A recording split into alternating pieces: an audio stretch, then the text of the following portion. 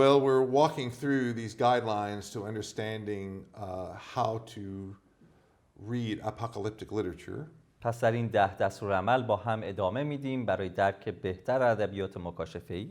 Our sixth guideline is that beasts and nature are common in apocalyptic literature.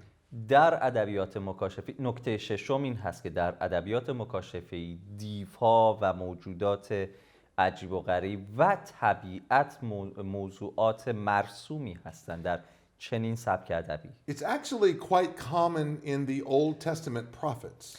در نبوت‌های عهد عتیق هم در واقع مرسوم هستند. The Old Testament prophets like to use poetic symbols when by using nature. For example, when life is good, trees clap their hands. در نبوت‌های عهد عتیق هم علاقه به این هست که از تفسیرها و تصویرهایی از طبیعت استفاده بشه. به عنوان مثال وقتی وضعیت زندگی و شرایط خوب هست درختان دستک میزنند. Or the hills shout for joy. یا کوه‌ها فریاد شادمانی سر میدن. But when things are going badly, اما وقتی اوضاع خوب نیست the stars fall from the heavens. ستاره‌ها از آسمان فرو میافتند. So those kind of things that you see in the Old Testament, those are also applied to apocalyptic literature. پس همون سبک شعر تمثیلی که در نبوت‌های عهد عتیق مشاهده می‌کنید در سبک ادبی مکاشفه‌ای هم دیده میشه. And then of course you have this appearance of strange animals like the beasts that are found in Revelation 4 and these bad scary beasts in Revelation 12 and 13. و همینطور موجودات عجیب و غریب رو مشاهده می‌کنیم مثل این موجوداتی که در مکاشفه 4 باب 4 می‌بینیم یا در باب‌های 12 و 13 مشاهده می‌کنیم. It's also common for apocalyptic literature to mix metaphors. همینطور در ادبیات مکاشفه‌ای مرسوم هست که استعاره‌ها رو با هم ادغام کنیم. So in Revelation 5 you have the lion, but you also mix it with the lamb. در به عنوان مثال در مکاشفه باب 5 شما شیر رو دارید در عین حال همونجا بره رو هم دارید. And one figure can fit both descriptions. و یک شخص میتونه هر دوی این توصیف‌ها رو در بر بگیره. So you have a lamb, شما یک بره رو دارید. but the lamb is slaughtered, it's killed. بره‌ای که ذبح شده و کشته شده. But it has 7 horns. ولی 7 شاخ داره. And of course we learned that the horns are common symbols for power and authority. و پیش از این خدمتتون عرض کردیم که در فرهنگ یهود و تاریخ اونها شاخ سمبل قدرت و اقتدار بود. But if that's true, then those horns really should fit the lion, because the lion, you know, is big and strong and powerful. That seems to fit the lion better than it fits a slaughtered lamb. اما اگر سبک در حقیقت اگر سمبل شاخ‌ها بیانگر قدرت و اقتدار هست در اینجا برای شیر بیشتر به نظر میاد کاربرد میتونه داشته باشه چون شیر قدرتمنده ولی برای بره و اون هم بره‌ای که کشته و ذبح شده داره استفاده میشه. Now it's common to want to draw a picture, you know, to draw a picture of these creatures. خیلی مرسوم هست که از این موجودات تصویری کشیده بشه. But that's not the purpose of what we're reading from apocalyptic literature. ولی هدف مطالعه ادبیات مکاشفه‌ای نیست که تصویر اونها رو به قلم و به تصویر بکشید. Because as soon as you put that picture on a piece of paper, you have moved it from a literary device to a picture device, and that's not how apocalyptic literature works. چون به محض اینکه شما اون چیزی که مطالعه می‌کنید و تصور می‌کنید رو بر روی کاغذی پیاده‌اش می‌کنید و طراحیش بکنید، ادبیات رو به یک تصویر تبدیل کردید و هدف از ادبیات مکاشفه‌ای این نیست. Number 7. شماره 7. Revelation has a loose and tight connection with the Old Testament. مکاشفه به شکل عمیقی گره هایی داره به عهد عتیق.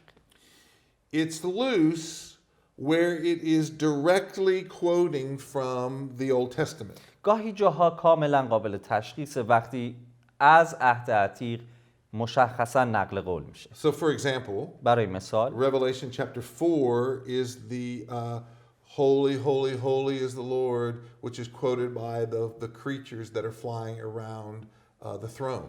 به عنوان مثال در مکاشفه باب 4 قدوس قدوس قدوس خداوند که خونده میشه توسط اون موجوداتی که بالای تخت پرواز میکنن. But when you read Isaiah 6 and you read Revelation 4, the quotations are not exact.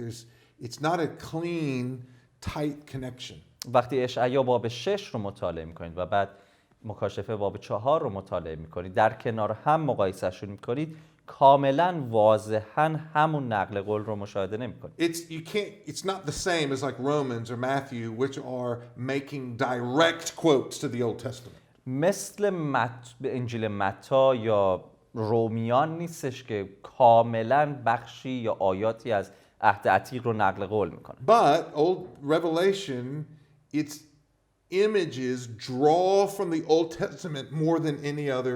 Draw from the Old Testament more than any other New Testament book. اما کتاب مکاشفه تصاویر بسیاری از عهد عتیق رو در بر گرفته بیش از هر کتاب دیگه در عهد جدید. So this is what I mean. When it's quoting from the Old Testament, it's loose, but when it draws from the Old Testament, it's tight. پس منظورم اینه وقتی نقل قولی رو از عهد عتیق میخواد بیان بکنه زیاد قابل تشخیص و دقیق نیست، اما وقتی تصویری رو از عهد عتیق میخواد ارائه بده اونجا خیلی عمیق میبینیم که مشابه. So for example, in Revelation chapter 5,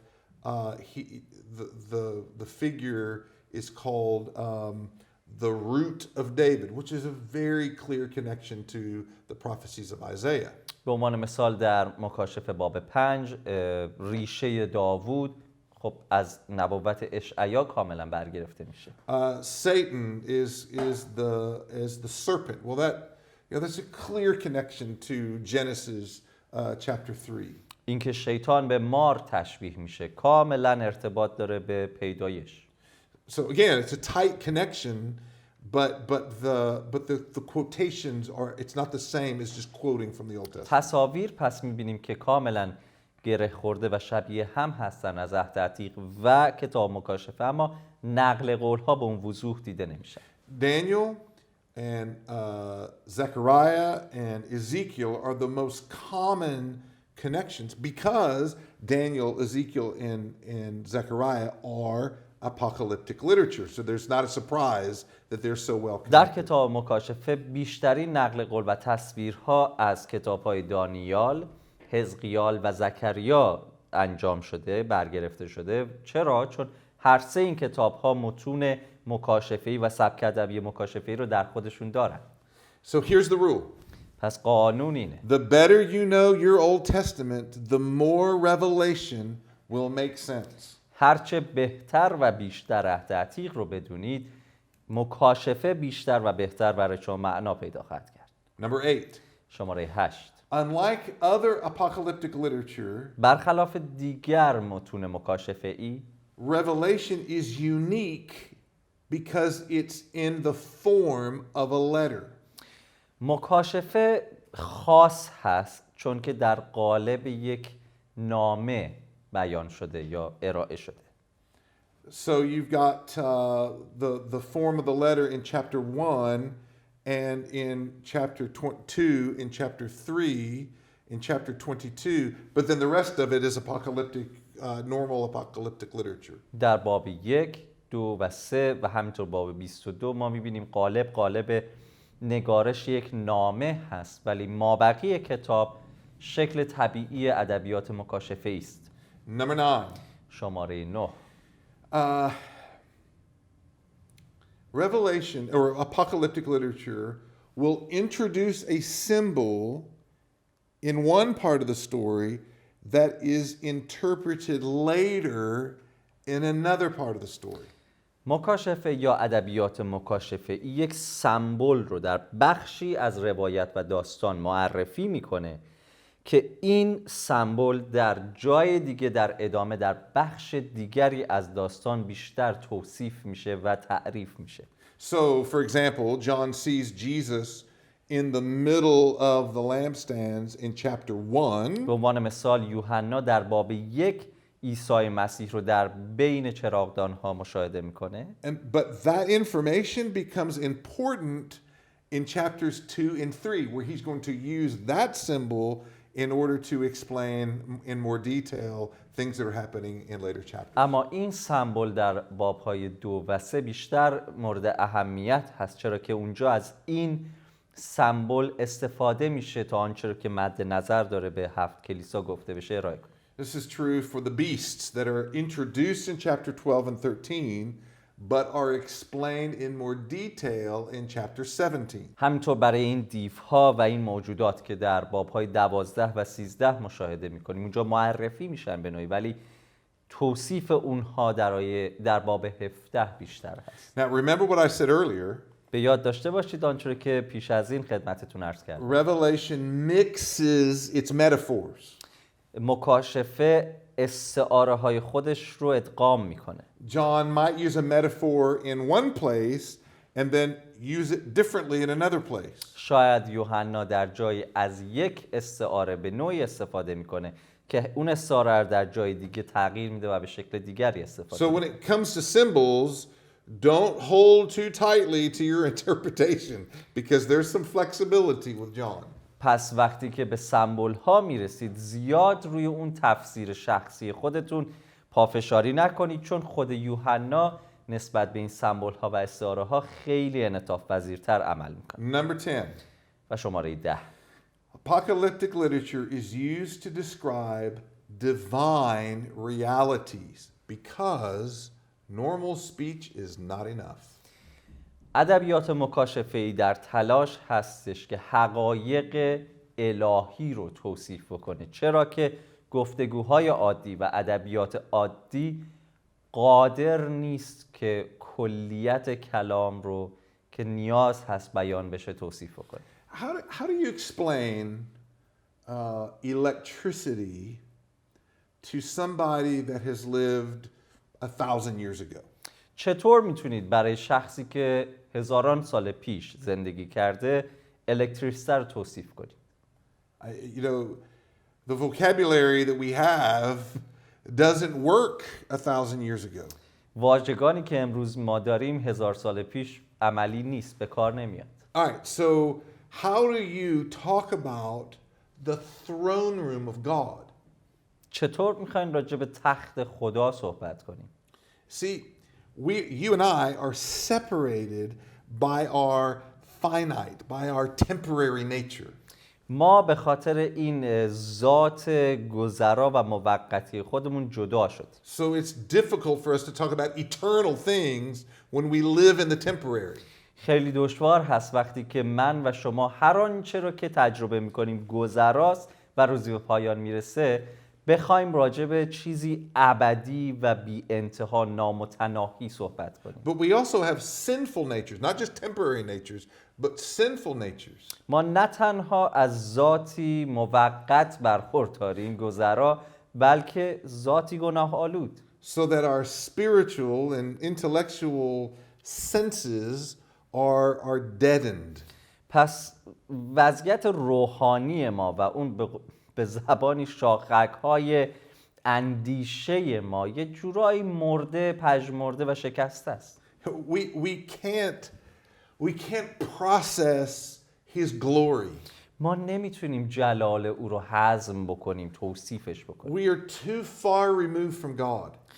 به قدری از خدا فاصله گرفتیم. So Isaiah and Ezekiel and Zechariah and Revelation, they're put in metaphors so that you and I have something that our senses can hang on to. به این جهت هست که حزقیال، اشعیا، مکاشفه، کتاب‌هایی که نبوت توش هست و سمبولیک هم نوشته شدن در جاهایی، از این سمبول‌ها و تصاویر استفاده می‌کنن تا این فاصله ژرفی که بین ما و خدا وجود داره به نوعی قابل لمس کنن، به زبانی بیان کنن آنچه که میبینن در رویاهاشون که ما بتونیم باش رابطه برقرار کنیم. Yeah, God is hidden by our finite and sinful nature. خدا مخفی هست از ذات ما، ذاتی گناه‌آلود، نمیتونیم او رو مشاهدهش کنیم. So the good news خبر is خوش that اینه when Christ returns, وقتی که عیسی بازگرده we will see him as he is. او را آنگونه که هست خواهیم دید. But for now, اما برای حالا، in these اکنون، last days, در این روز آخر، apocalyptic literature is the best that we can do. ادبیات مکاشفه‌ای بهترین روش و کاری است که ما میتونیم از دستمون برمیاد که انجام بدیم. Okay, now let's go back to our text حالا برمیگردیم به متن and let's پیش go رو، back to reading chapter 1. به کتاب مکاشفه و به ادامه مطالعه‌مون از باب 1 ادامه خواهیم داد. And let's go back to this description that John gives of the Son of Man who is walking amongst the lampstands. و بیایید به این توصیفی که یوحنا ارائه میکنه که پسر انسان که در میان این چراغدان‌ها قرار داره اشاره میکنه. It says here that Christ is standing among the churches. That's what the lampstands are, right? You can tell us these are the churches. همونطور که گفتیم چراغدان‌ها سمبولی استعاره‌ای برای کلیساها هستن و در آیه 15 در آیه 13 در حقیقت میگه عیسی مسیح رو دیدم که در میان کلیساها ایستاده. I like this because the Son of Man is not distant from the church. He's in the middle of the church. این رو خیلی دوست دارم که پسر انسان در فاصله از کلیسا نایستاده بلکه در میان کلیساست. This should provide us some comfort that no matter how broken and terrible our churches can be, that Christ is still in the middle of it. این باید باعث تشویق ما بشه که فارغ از این که چقدر خراب و شکسته و مشکل دار میتونه کلیسای ما باشه، همچنان اگر این کلیسا کلیسای عیسی مسیح هست، مسیح در میان اون حضور داره.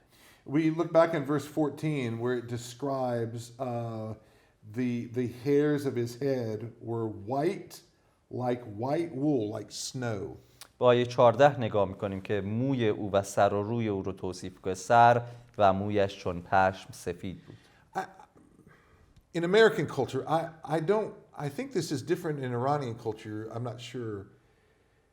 But in American culture, we respect the process of aging less and less.